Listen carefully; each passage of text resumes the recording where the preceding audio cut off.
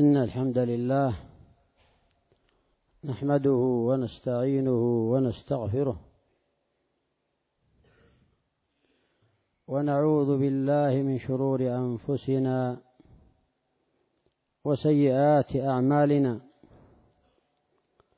من يهده الله فلا مضل له ومن يضلل فلا هادي له، وأشهد أن لا إله إلا الله وحده لا شريك له، وأشهد أن محمدًا عبده ورسوله.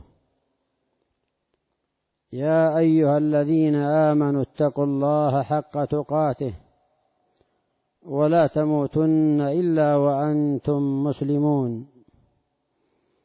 يا أيها الناس اتقوا ربكم الذي خلقكم من نفس واحدة وخلق منها زوجها وبث منهما رجالا كثيرا ونساء، واتقوا الله الذي تساءلون به والأرحام، إن الله كان عليكم رقيبا.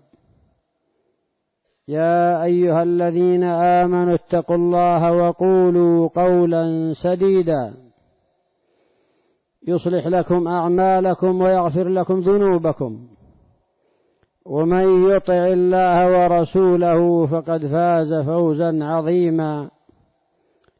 أما بعد، أيها الناس، ثبت عند الإمام أحمد في مسنده من حديث معاوية رضي الله عنه قال: سمعت رسول الله صلى الله عليه وسلم يقول: إنما بقي من الدنيا بلاء وفتنة، وإن عمل أحدكم